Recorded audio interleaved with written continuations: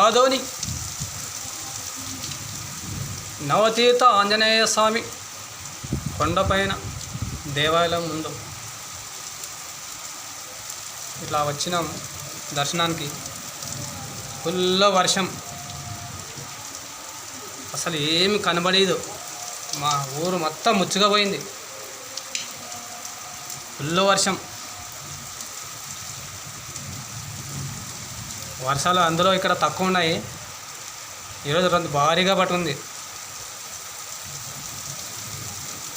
చాలా ఇట్లా డైలీ రాలేకున్నా ఒక 2 రోజులకి 3 రోజులు వచ్చినా కూడా చాలా మంచిది. రైతులకి ప్రజలకి చాలా మంచిది. గాలి ఉంది, వాన ఉంది.